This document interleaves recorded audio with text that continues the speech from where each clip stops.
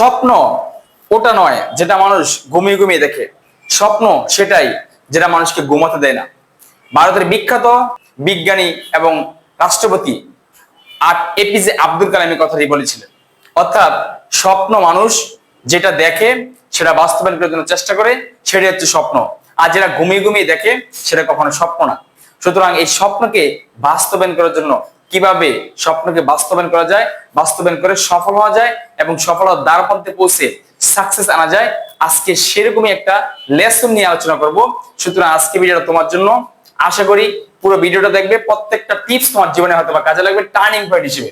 এবং অবশ্যই ভিডিওটা দেখে অবশ্যই একটা লাইক দিবে। আর যারা আমার চ্যানেল সাবস্ক্রাইব আগে করে নেই, সাবস্ক্রাইব করে পাশে থাকবে ইনশাআল্লাহ। এবং চমৎকার ইনফরমেটিভ এবং এডুকেটিভ ভিডিওগুলি সবার আগে তোমার কাছে চলে যাবে। তো এই চারটা টপিকস, মাত্র চারটা ইম্পর্টেন্ট থিম নিয়ে আজকে আলোচনা করবো। লক্ষ্য নির্ধারণ করা বা ড্রিম ফিক্স করা, অর্থাৎ আমি জীবনে সফল হইতে চাই। যদি সফল কেউ হতে চায় তাকে অবশ্যই তাকে কি করতে হবে, আগে লক্ষ্য নির্ধারণ করতে হবে, আগে ড্রিম সেট করতে হবে যে তুমি কি হতে চাও, তুমি জীবনে কি হতে চাও, তুমি জীবনে কতটুকু যেতে চাও। যদি আমার জীবনে লক্ষ্যই না থাকে তাহলে আমি জীবনে কোথায় যাবো? যেমন নদীতে কচুরিপানা ভাসতে থাকে, তার কোনো লক্ষ্য নেই, সে এদিক থেকে রেউপাই ওদিকে যাচ্ছে, এদিক থেকে রেউপাই এদিকে যাচ্ছে। তো লক্ষ্যহীন জীবন কিন্তু ওই কচুরিপানা জীবনের মতো, অর্থাৎ যার কোনো জীবনে লক্ষ্যই নেই সে কচুরিপানার মতো এদিক থেকে এদিক যায়, এদিক থেকে এদিক যায়। তো এরকম কচুরিপানার মতো জীবন থাকলে তো জীবন কখনোই সফলতা আসবে না। একটা নৌকা যখন সে নদীতে চলতেছে, যদি তার লক্ষ্য না থাকে কোথায় গিয়ে ডেস্টিনেশন তার সে গিয়ে থামবে, অথবা কোনো একটা জাহাজ, কোনো একটা লঞ্চ, কোনো একটা গাড়ি, যদি তার লক্ষ্য নির্ধারণ ঠিক না থাকে যে কোথায় গিয়ে সে থামবে, কোথায় গিয়ে তার গন্তব্য, কোথায় যাবে সে, যদি লক্ষ্য নির্ধারণ না থাকে তাহলে কিন্তু এই গন্তব্যে গিয়ে পৌঁছতে পারবে না।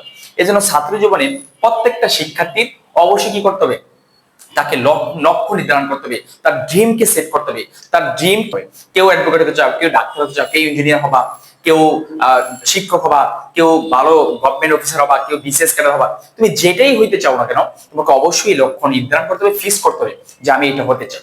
যখন তুমি এই লক্ষ্য বা স্বপ্ন ফিক্সড করবা, তখন ওই লক্ষ্য বা স্বপ্ন ফিক্সড স্বপ্নকে ধরার জন্য, ওই লক্ষ্য নির্ধারণ করা, ওটাকে কাজ করার জন্য তখন তুমি সেই অনুযায়ী তোমার পড়াশোনাকে তোমার এগিয়ে নিতে হবে। লক্ষ্য ছাড়া কখনই কোনো সফলতা আসে না, এটা একদম বাস্তব। যে কোনো ছাত্র জীবনে হোক, যেখানে হোক, তোমাকে অবশ্যই লক্ষ্য নির্ধারণ করে সে অনুযায়ী চলতে হবে। লক্ষ্য যখন তোমার নির্ধারণ থাকে তখন কিন্তু ওই স্বপ্ন তোমাকে ঘুমাতে দিবে না, ওই স্বপ্ন তোমাকে কোনো অলসতা দিবে না, কারণ তোমার তো স্বপ্ন আছে যে আমি এটা হবো। স্বপ্ন মানুষের যখন যেটা থাকে তখন স্বপ্ন কিন্তু মানুষের ঘুমায় দেয় না। অর্থাৎ টপার হতে চাই, আমি ক্লাসের ব্রিলিয়ান্ট স্টুডেন্ট হতে চাই, আমি টপার 1 থেকে 10-এর মধ্যে হতে চাই, তাহলে 1 থেকে 10-এর মধ্যে হওয়ার জন্য আমাকে যে পরিমাণ পড়াশোনা করা দরকার, নিয়মিত রেগুলার পড়াশোনা, রেগুলার নিয়মিত আমার সব দিনের পর দিন সিলেবাস শেষ করা, আমার যে কারিকুলাম শেষ করা, তো এগুলি কি করতে হবে, আমি রেগুলার দিনের দিন যখন আমি কমপ্লিট করবো তখন কিন্তু আমার স্বপ্ন আস্তে আস্তে এগিয়ে যাবে। এবার হচ্ছে গিয়ে ইন্টারেস্ট তৈরি করা, অর্থাৎ ইন্টারেস্ট হওয়া, আমি কাজের প্রতি কি হবে, ইন্টারেস্ট থাকবে।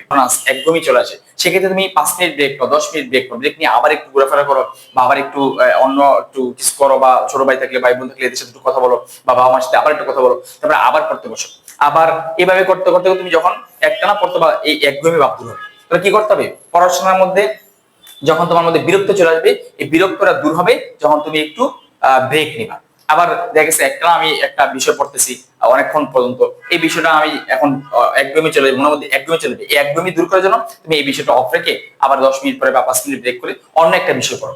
যখন তুমি এইভাবে একদমই থেকে বেরিয়ে আসবা তখন কিন্তু পড়াশোনা তোমার কাছে মজা লাগবে এবং চিন্তা করলে হবে না। তো কি করতে হবে, তোমাকে মজা তৈরি করার জন্য, ইন্টারেস্ট তৈরি করার জন্য এই ধরনের কৌশলগুলো বেছে নিতে হবে। এই ধরনের কৌশলগুলো যদি তুমি বেছে নিতে পারো বা এগুলো যদি অ্যাপ্লাই করতে পারো তখন দেখবে যে পড়াশোনাতে তোমার মজা চলে আসবে। এবং পড়াশোনার মধ্যে যখন তোমার মজা চলে আসবে তখন কিন্তু অটোমেটিক্যালি তোমার পড়া ব্রেনে থাকবে এবং তুমি কিন্তু অবশ্যই ভালো একটা রেজাল্ট তৈরি করতে পারবে, ভালো একটা রেজাল্ট, ভালো ক্লাসের টপার। 3 নম্বর যে টপিকসটা, এটা হচ্ছে টেকনোলজি থেকে দূরে থাকা। এই টেকনোলজি বা প্রযুক্তি, যেটাকে আমরা বলি টেকনোলজি প্রযুক্তি, এই প্রযুক্তি কিন্তু প্রত্যেকটা ছাত্রের জীবনের একটা বড় সময় কিন্তু সে নষ্ট করে দিচ্ছে। একটা সময় টেকনোলজি প্রযুক্তি ছিল না, তখন ছাত্ররা পড়াশোনার মধ্যে সবসময় ব্যয় করতো, বিরক্ত লাগে নোবেল পড়তো, কবিতা বই পড়তো, বিভিন্ন উপন্যাস বা বিভিন্ন ভাবে সময় ব্যয় করতো, ঘোরাফেরা করে। কিন্তু এখনকার শিক্ষার্থীরা একটু সময় পাইলেই সে কি করে, মোবাইলে, ইউটিউবে অথবা ল্যাপটপে অথবা কম্পিউটারে সময় ব্যয় করে। কিন্তু এটা কিন্তু তোমাদের মানে জীবনের অনেক বড় সময় নষ্ট করতেছে।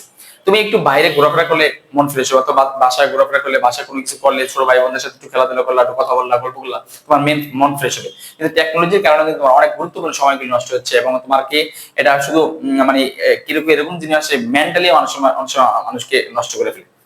তো এই টেকনোলজি থেকে চেষ্টা করো, হয়তো একবারে অনেক সম্ভব হবে না টেকনোলজি থেকে দূরে থাকা, আস্তে আস্তে টেকনোলজি থেকে কিছুটা সময় ব্যয় করতে হবে, কিছু সময় বাইর করতে নিয়ে হবে, যে আমি টেকনোলজি থেকে আজকে এই সময় অল্প অল্প সময় দেখবো, মানে মন ফ্রেশ করার জন্য, মানে একটু মানে এটাকে বলা হয় কি, আহ মনকে একটু রিফ্রেশ করার জন্য, অথবা তুমি মনকে একটু এন্টারটেইন দেওয়ার জন্য, এন্টারটেনমেন্ট করার জন্য তুমি একটু মাঝে মধ্যে দেখো। কিন্তু এটা যদি বেশি সময় না হয়, অনেক সময় লম্বা সময় না হয়, এই লম্বা সময় থাকলে কিন্তু মন মানসিকতা কিন্তু ওইদিকে চলে যায়। একটা জিনিস দেখলে ওটা মাথার মধ্যে গেঁথে যায়, তখন কিন্তু পড়া আস্তে আস্তে বাহির হয়ে যায় মাথা থেকে, এবং পড়া কিন্তু মনে থাকে না। 4 নাম্বার হচ্ছে নিজেকে মোটিভেশন করা। এইটা হচ্ছে সবচেয়ে গুরুত্বপূর্ণ জিনিস, অর্থাৎ নিজেকে নিজে মোটিভেট। যে কোনো মানুষের তার নিজের কাজের প্রতি একটা কনফিডেন্স থাকতে হবে, যে একটা কনফিডেন্স আছে যে আমি এটা ভালো করছি, আমি কাজটা ভালো করছি, তখন নিজের একটা আত্মতৃপ্তি আসবে। এই আত্মতৃপ্তি বা কন্টেন্টমেন্টটা তোমাকে আর ভালো কাজে উদ্যুক্ত করে। তোমার পড়াশোনা যেমন তুমি 1-1.5 ঘন্টা পড়ছো, পড়ার পরে তোমার মধ্যে একটা ভালো তৃপ্তি আসে যে আমি ভালো করছি, মোটামুটি আজকে ভালোই পারছি, অনেকগুলি পড়া বুঝছি, অনেকগুলি পড়া মাথা ঢুকছে। তো এরকম ভাবে তুমি নিজের মধ্যে একটা প্রশংসা তৈরি করবা, নিজের মধ্যে কন্টেন্ট তৈরি করবা, একটা ভালো লাগা তৈরি করবা, একটা নিজেকে মোটিভেট করবা যে আমি আজকে ভালো করছি ইনশাআল্লাহ। এরকম ভাবে রেগুলার পড়লে, যদি তুমি রেগুলার পড়তে পারো, তখন তোমার কি হবে, তোমার সিলেবাস শেষ হবে, তোমার ওই বিষয়ের বা ওই সাবজেক্টের যে সমস্যাগুলো আছে এগুলো সমাধান হবে। তখন কি হবে, নিজেকে নিজে মোটিভেটটা করলে এই দ্বারা তোমার নিজের ইন্সপায়ার হবে, নিজের কনফিডেন্স তৈরি হবে।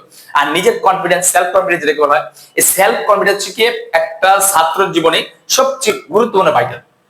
তোমার যদি সেলফ কনফিডেন্স না থাকে, তাহলে তুমি কিভাবে এই সফলতা আসবে? কারণ সফলতার জন্য তোমাকে নিজেকে নিজের কনফিডেন্স থাকতে হবে যে আমি এটা করছি, এটা ভালো কাজ করছি।